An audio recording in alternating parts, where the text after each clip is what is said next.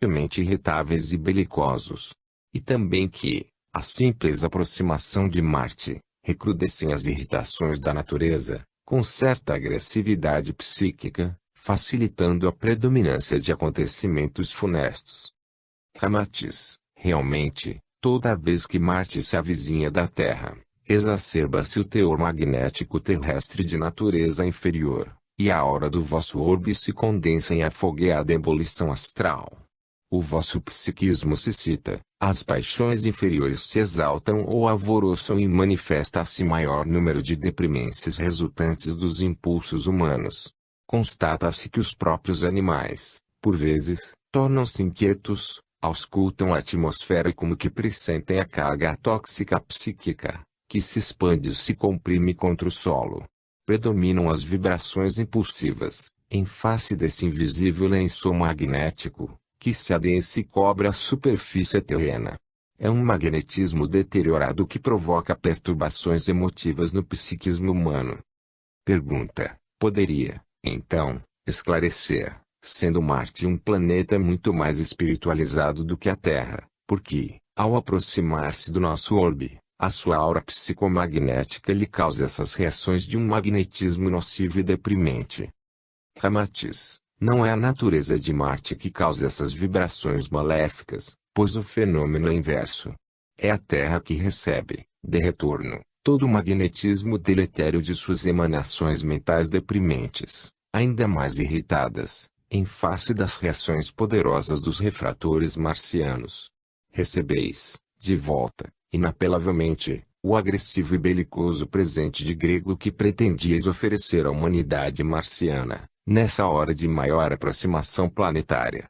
Daí a grande coincidência de sentirdes más influências, quando Marte se vos avizinha, e de considerardes belicosos e coléricos os que nascem sob o seu signo astrológico. Na realidade, é a própria substância astral terrestre, que estando comprimida sobre o próprio globo terráqueo, impregna o corpo etérico dos nascidos nessa fase. Pergunta: quais seriam as consequências sofridas pelos marcianos, quando da aproximação de nosso planeta, se não pudessem devolver-nos essa carga magnética? Ramatiz: em face de sua grande segurança emotiva e equilíbrio espiritual, é óbvio que o magnetismo excitante da Terra não lhes exacerbaria os instintos inferiores, já perfeitamente dominados, o que ocorre convosco, quando da aproximação de outros planetas mais inferiores. A vossa aura psíquica coletiva causa-lhes imenso desassossego, inquietação, fadiga magnética e uma disposição emotiva algo aflitiva. As vibrações comuns do vosso mundo desgovernado no reino do espírito, tais como angústias, cóleras, ciúmes, crueldades, matança animal, agressões, conflitos, guerras, ódios, perversidade ou luxúria, aliados ainda às emanações de minerais e vegetais primitivos, integrados no solo pantanoso e poluído de germes inalcançáveis pela vossa ciência, projetar-se-iam como densos lençóis magnéticos, incrustando-se no metabolismo delicado dos marcianos, à semelhança de gases oleosos em vossas vestes. Não tardariam em precisar de socorros urgentes na esfera médica, para reativarem o seu psiquismo e duplo etérico, submetido à pressão nociva da aura da Terra. Pergunta: qual seria a modificação vibratória que, por exemplo, a aura da Terra produziria em torno da aura de Marte? Ramatiz: a mesma consequência de uma gota de tinta tirada num vaso de água límpida. Haveria uma rápida mudança do estado vibratório natural, resultando em incômoda situação magnética em todo o planeta. Pergunta: como funcionam esses refratores magnéticos, que expulsam a carga nociva dos mundos inferiores? Ramatiz: agem sob a lei comum de física, em que os polos iguais se repelem e os antagônicos se atraem. Essa lei que impera desde a coesão dos astros, até a sutilidade das uniões eletivas espirituais, produz sempre os mesmos efeitos em qualquer manifestação vibratória do cosmos. Os vossos cientistas estão familiarizados com ela nos fenômenos de ordem mais objetiva, na física compacta ou na moderna eletrônica, porém, sempre em torno dos campos gravitacionais sensíveis aos 5 sentidos humanos. A ciência marciana, no entanto, que opera na intimidade etérica, quase absoluta, embora seja esta ainda um quantum substância, conhece outras disposições mais vigorosas na lei da atração dos polos energéticos. Possui tábuas astrológicas perfeitíssimas, que lhe dão o teor magnético de cada astro vizinho à sua zona de tráfego sideral, sabendo qual o conteúdo astral que irá oferecer, na conformidade da síntese astrológica em relação a outros astros circunvizinhos. Esclarecendo melhor este ponto, diremos: os cientistas marcianos conhecem diariamente a dose que resulta do coquetel de aureias astrais dos planetas ou mundos que se avizinham da atmosfera magnética de Marte. Em tabelas móveis, que se modificam sob a influência das combinações astrais existentes na proximidade, são observadas as reações boas ou más para com a humanidade do orbe. Dessas conclusões, verificam a necessidade de ação pelos refratores magnéticos, que devem repelir os lençóis de magnetismo pernicioso, ou então o emprego imediato dos receptores magnéticos, que atraem mais fortemente o magnetismo superior, leve e sedativo de astros purificados que se aproximam. Repetimos, no entanto, que embora sob um processo além de vossas capacidades mentais, essas operações imponderáveis se realizam sob a lei rigorosa que controla as reações do polo positivo e do negativo. 29. Filosofia espiritual marciana. Pergunta: quais as diferenças entre os ideais terrenos e os marcianos? Ramatiz: a humanidade terrena anseia pela libertação do sofrimento e do trabalho obrigatório, que ainda tanto necessita, a fim de desenvolver as faculdades criadoras do futuro anjo. Como ainda não aceita voluntariamente a disciplina da lei ascensional, há de sofrer o processo compulsório de sua purificação pela dor. A coletividade marciana, no entanto, ajustada aos preceitos de vida equilibrada e consciente de todas as obrigações evolucionárias, dispensa a pedagogia do sofrimento e aceita o trabalho na forma de missão educativa.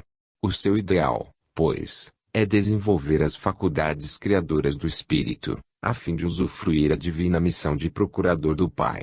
Aquilo que o terrícola ainda considera um sonho venturoso, o marciano já usufrui na sua existência de paz e alegria. A humanidade terráquea, infelizmente, hostilizando a função dinâmica do trabalho, que opera na intimidade do espírito a sua estrutura angélica, realiza, no mundo físico, apenas um terço de sua verdadeira missão. Considerando, erroneamente, que o labor é tarefa incômoda e o prazer é felicidade, ouvida que o anjo é ação, movimento e eterna faculdade criadora. Pergunta: estamos condicionados à ideia de que o trabalho constitui punição, ratificação obrigatória à nossa alma. Cremos que a aventura eterna é mais compreensível num estado de contemplatividade, um êxtase edênico. Por que não ser assim?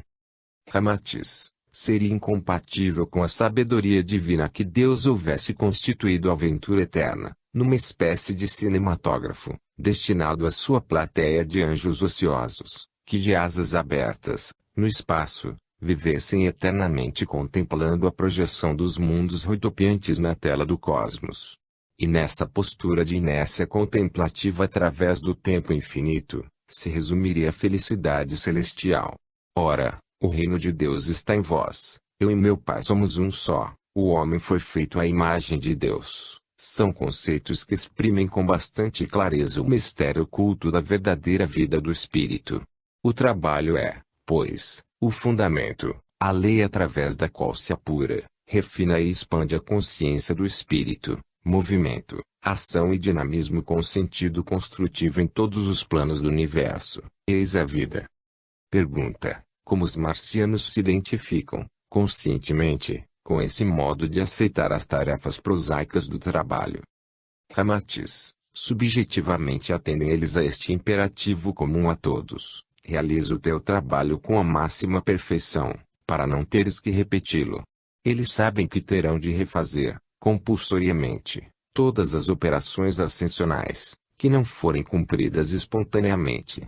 Então aplicam-se com absoluto rigor ao serviço, na forma, seja qual for a sua expressão trivial, executando com exatidão e honestidade. Aquilo que a alma negligencia ou regateia, numa existência, terá que repetir, futuramente, em novas romagens e em condições mais severas, a fim de evitar a sua estagnação improdutiva. O curso para o espírito se desprender da consciência grupal e atingir a consciência angélica é idêntico e exigível a toda a alma, embora varie quanto às lições emotivas ou intelectuais. Há que sofrer uma série de preliminares fortificantes e condicionais à finalidade de, pelo esforço próprio, alcançar ou atingir a hierarquia angelical. O homem de Marte é consciente da força poderosa e criadora do trabalho feito com exatidão e vigilância, por isso, afeiçoa-se ao labor, assim como o religioso se devociona à prece. Pergunta: como os marcianos vivem para esses ideais superiores? Quais as disposições de vida que eles assumem para a mais rápida concretização de seus ideais? Ramatiz: todos os seus objetivos, naturalmente, prendem-se à mais breve ascese espiritual. Tendo comprovado a misteriosa corrente do amor divino que flui do alto para o baixo, tudo fazem para se harmonizar o mais breve às emanações atrativas do eflúvio celestial. E como o ascetismo pede renúncia, os marcianos exercitam-se para a renúncia, mas sem fugir ou libertar-se ostensivamente do mundo material.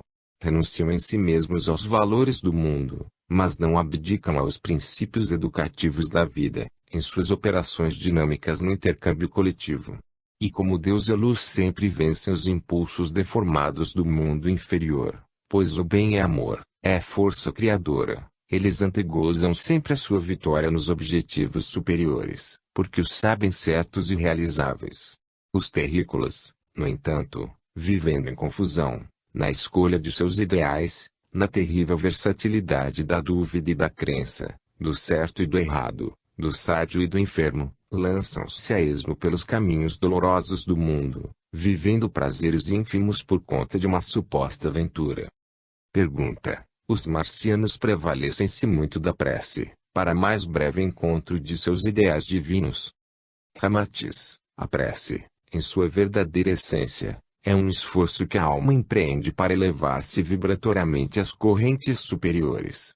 Exercita-se momentaneamente, procurando ampliar a estatura do espírito, tenta a libertação transitória da forma, que a seduz e hipnotiza, no ciclo das vibrações letárgicas. A prece, proporcionando essa fuga momentânea, auxilia o espírito a emergir na essência divina que lhe caldeia a estrutura consciencial. Orai e vigiai, na divina voz de Jesus, bem vos adverte da necessidade que ainda tendes do exercício da prece, que é ginástica moral, para desenvolver os músculos do espírito. A oração apressa a ascensão, acelera a vibração espiritual e isola a alma do contato asfixiante da forma. Habitua, pouco a pouco, o homem, para o futuro comportamento do anjo. O espírito apazigua-se, enternece, o instinto recua, atemorizado, ante a fragrância da luminosidade que emerge do íntimo de quem ora com fé.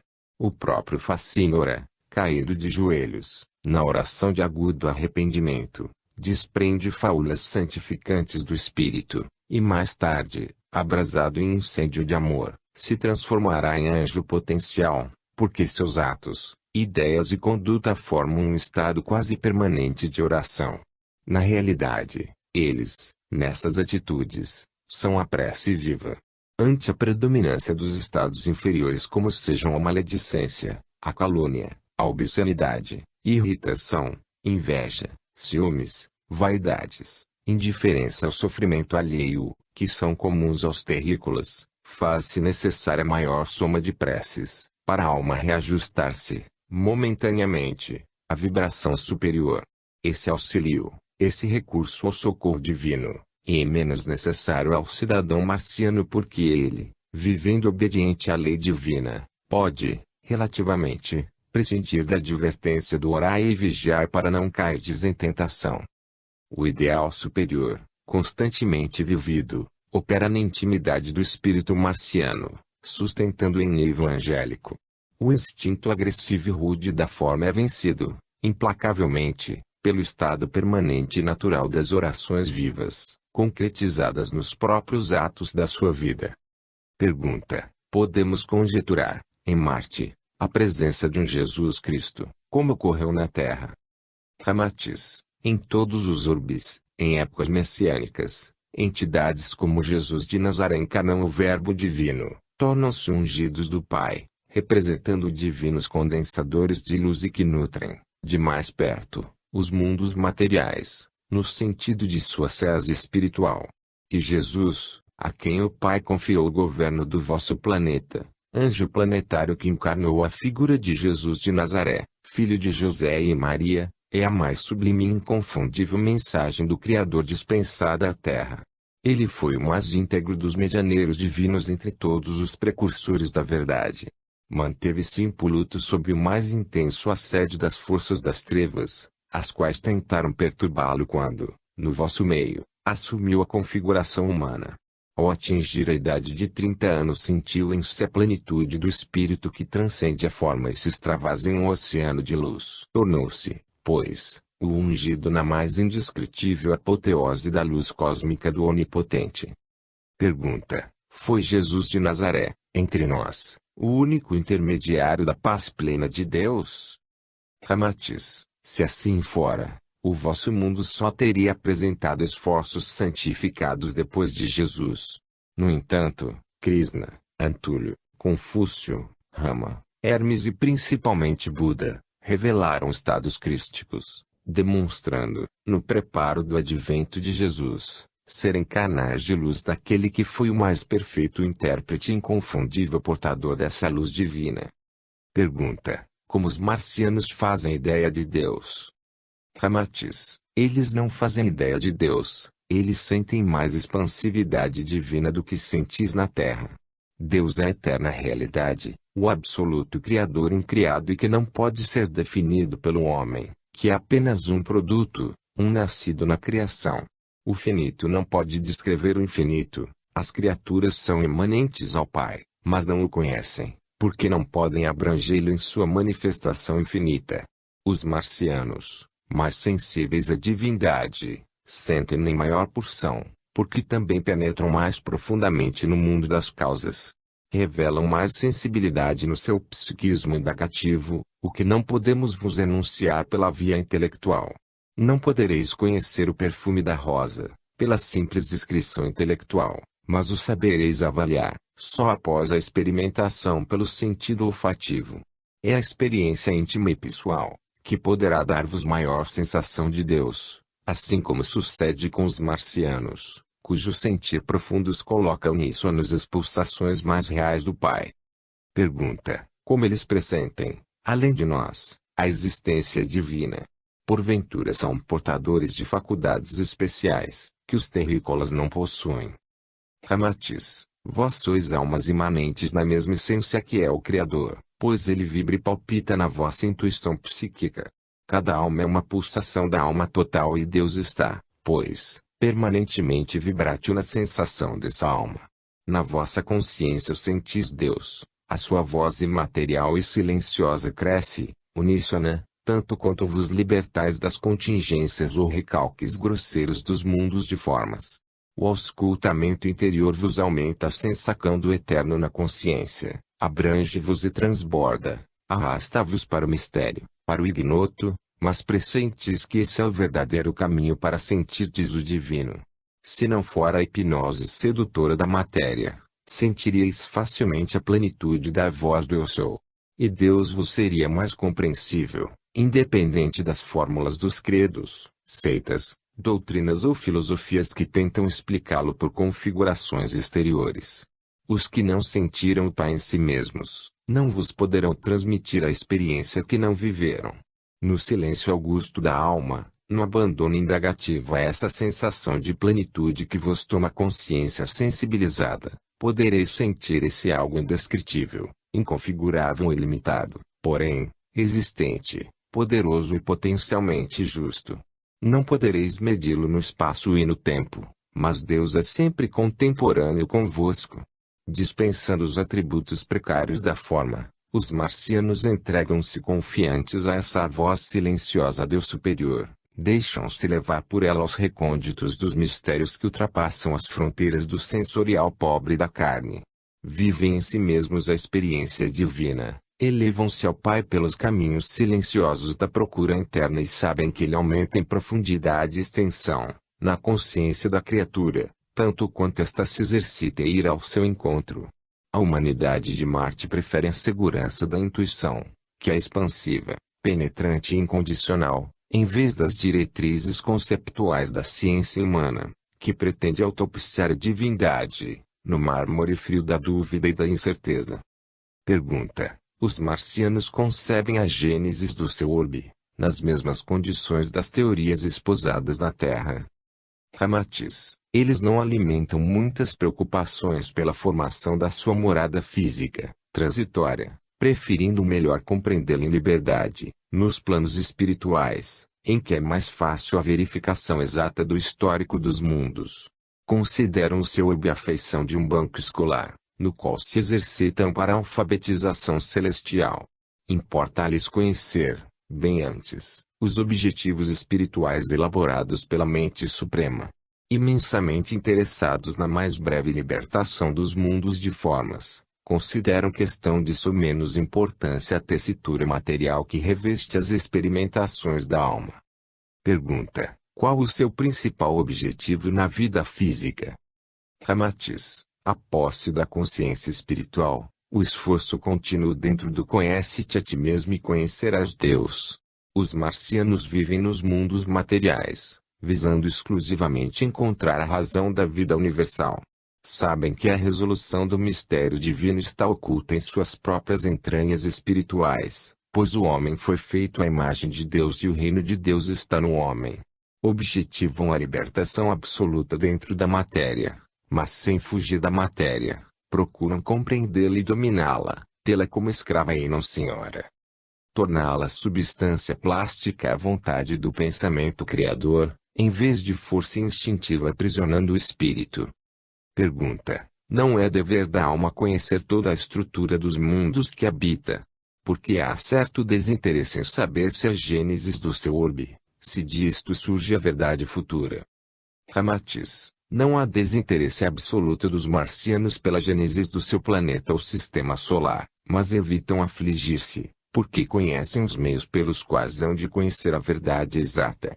As crianças impacientes, no vosso mundo, sofrem os efeitos daninhos das frutas verdes, que saboreiam prematuramente. As mais sensatas e sábias esperam o momento certo, em que as frutas estão maduras e sazonadas.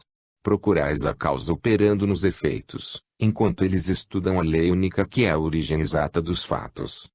Pergunta: houve, também, em Marte, sacrifício semelhante à crucificação de Jesus para a redenção do homem marciano? Ramatiz: a redenção só se faz necessária ao chamado pecador, pois a conclusão redentora é sempre posterior à condição de pecado.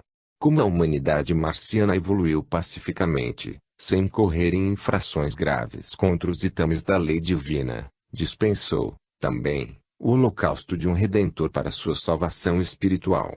A própria vibração dessa humanidade equilibrada é um canal em afinidade com seu anjo planetário, o qual a ela se liga vibratoriamente, na sua descida auxiliadora.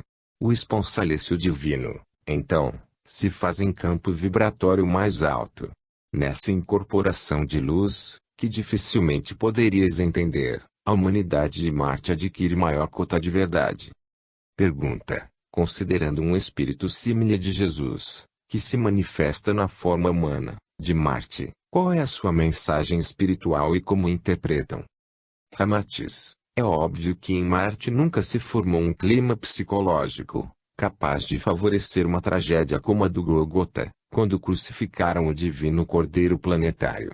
O anjo excelso que desce a carne, entre os marcianos, traz sempre a sublime revelação da música, poesia ou pintura, embora seja mensagem avançadíssima para a massa comum.